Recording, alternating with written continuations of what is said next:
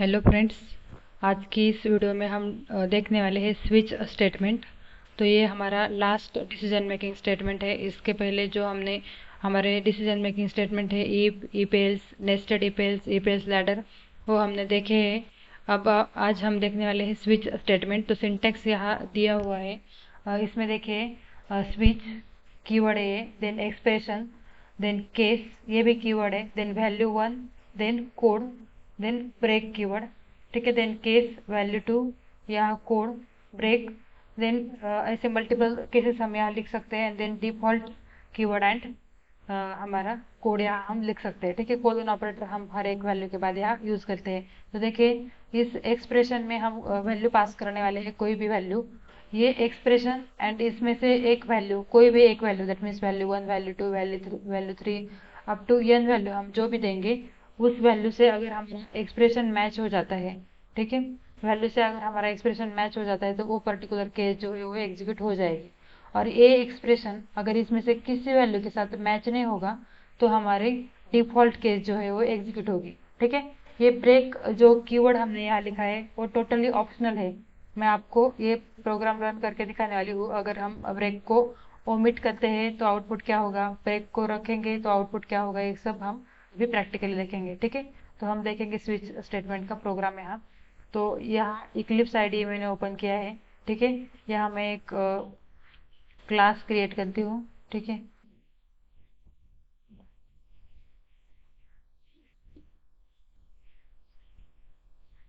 Class में यहाँ create करती हूँ एंड ये क्लास हमारा प्रोग्राम जो है वो स्विच केस का है। तो मैं प्रोग्राम को यहाँ नेम भी वही देती हूँ, क्लास का नेम हमारा होने वाला है, जो हम प्रोग्राम का नेम होगा वही।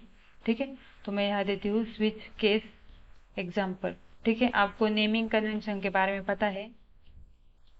ठीक है, अब देखिए, यहाँ मेन मेथड मैं यहाँ से लेती हूँ सिलेक्ट करके।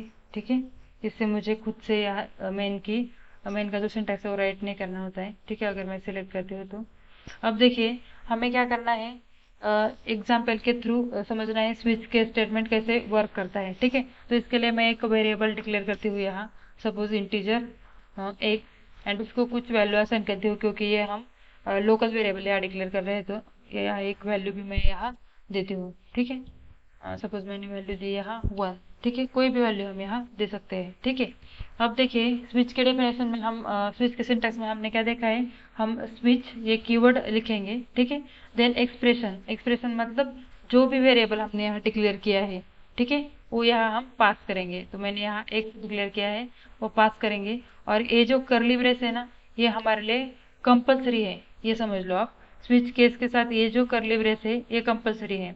बाकी हमारे केस के साथ हम करली ब्रेसेस दे सकते हैं या नहीं भी देंगे तो भी चलता है। ठीक है, देन आता है हमारा केस कीवर्ड, देन हमारे अ, यहाँ वैल्यू होती है। ठीक है, वैल्यू वन मैंने आपको दिखाया था सिंटेक्स में, आपको याद होगा सिंटेक्स। तो देखिए, केस देन वैल्यू वन, तो ये जो वैल्यू हम यहाँ लिखेंगे ना, जो हमारा यहाँ का वेरिएबल है उसके ही टाइप की वैल्यू होनी चाहिए। दैट मीन्स इस वेरिएबल का टाइप है इंटीजर, तो यहाँ भी मैं वैल्यू दूंगी इंटीजर। ठीक है, तो मैंने यहाँ वन दिया, देन यहाँ कोलन ऑपरेटर, ये कंपलसरी है। ठीक है, अब यहाँ हमें जो भी इस केस पर केस मैच होने के बाद जो कुछ स्टेटमेंट हमें लिखने हैं तो यहाँ हम लिख सकते हैं।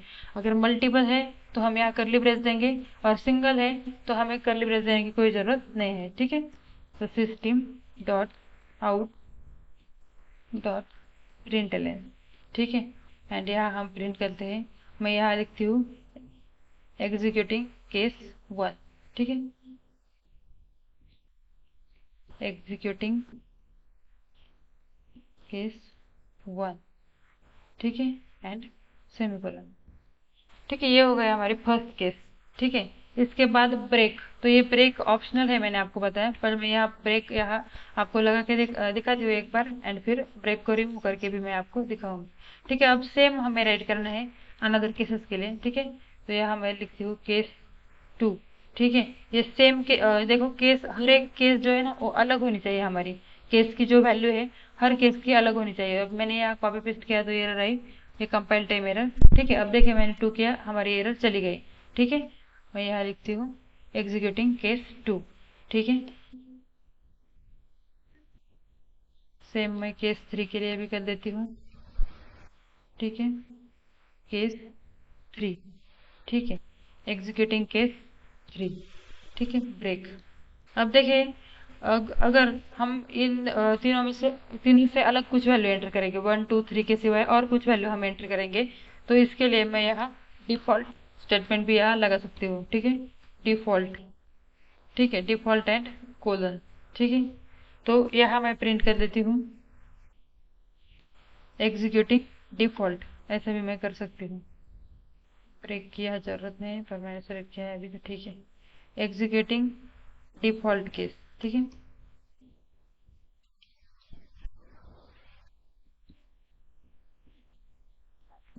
एग्जीक्यूटिंग डिफॉल्ट केस, ठीक है। यहाँ हमें ब्रेक की कोई ज़रूरत नहीं क्योंकि इसके बाद हमने कुछ स्टेटमेंट लिखे नहीं है, तो यहाँ ब्रेक की हमें ज़रूरत नहीं है, ठीक है। ये हो गया हमारा प्रोग्राम। अब मैं इसको रन करके आपको दिखाती हूँ आउटपुट, एंड फिर हम इसके पॉसिबिलिटी भी देखेंगे बाकी जो है तो, ठीक है। अब देखो यहाँ हमने लोकल वेरिएबल है तो इसको वैल्यू यहाँ से असाइन कर दी। अभी तक तो मैंने आपको सिखाया नहीं कि हम यूजर से कैसे वैल्यू एंटर करके अपने वेरिएबल में स्टोर करेंगे, ये मैंने आपको नहीं सिखाया। पर अगर आपको पता है तो आप स्कैनर का ऑब्जेक्ट करके, दैट मीन्स java.util पैकेज भी इंपोर्ट करोगे और स्कैनर क्लास का ऑब्जेक्ट क्रिएट करके आप वैल्यू यूज कर सकते हैं, दैट मीन्स sc.next int से, ठीक है।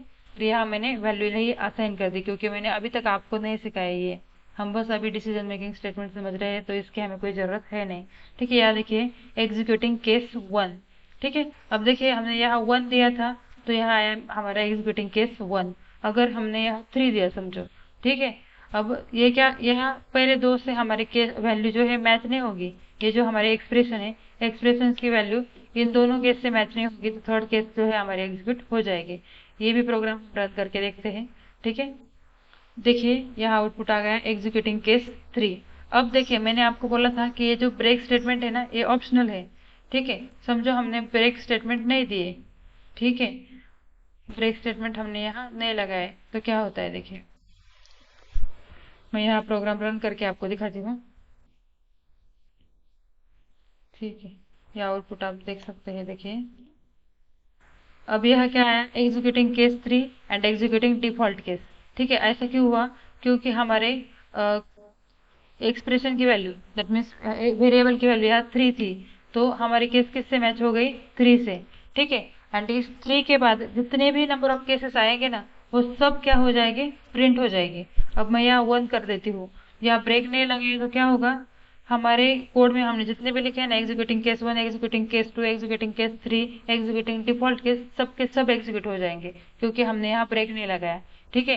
दैट मीन्स अगर हम ब्रेक नहीं लगाते ना तो जो भी केस हमारी मैच हो जाती है उसके बाद की सारी केसेस, जब तक ब्रेक नहीं मिलता तब तक सारी केसेस एग्जीक्यूट हो जाती है। देखो यहाँ सब केसेस हमारे एग्जीक्यूट हो गए। अगर मैं इसमें से किसी जगह एक जगह ब्रेक अगर लिखती हूँ तो वो पर्टिकुलर केस के बाद हमारा एग्जीक्यूशन स्टॉप हो जाएगा, ठीक है। अब देखिए यहाँ बस एग्जीक्यूटिंग केस 1, एग्जीक्यूटिंग केस 2, यहाँ ब्रेक स्टेटमेंट आया तो इसके बाद के स्टेटमेंट एग्जीक्यूट हुए नहीं, ठीक है। अगर हम ब्रेक स्टेटमेंट नहीं लगाते हैं तो जहाँ हमारे एक्सप्रेशन मैच होता है ना उस केस से लेकर सब केसेस एग्जीक्यूट होते हैं जब तक ब्रेक स्टेटमेंट नहीं आता है तब तक, ठीक है। तो इस सिचुएशन को कहते हैं फॉल थ्रू, ठीक है, इसे कहते हैं फॉल थ्रू। कभी कभी आपको इंटरव्यू में पूछा जाता है what is fall through in switch case. Fall through का मतलब क्या है, जब हमारा एक्सप्रेशन किसी वैल्यू से मैच करेगा और हमने अगर ब्रेक स्टेटमेंट नहीं लगाया है तो उस पर्टिकुलर केस से जब तक ब्रेक नहीं फाउंड होता है ब्रेक स्टेटमेंट तब तक सारे केसेस एग्जीक्यूट हो जाती है, ठीक है। अगर वो डिफॉल्ट केस है तो भी, ठीक है। तो इसे कहते हैं फॉल थ्रू, ठीक है। तो हमें ब्रेक स्टेटमेंट लगाना इसलिए जरूरी है क्योंकि उस पर्टिकुलर जो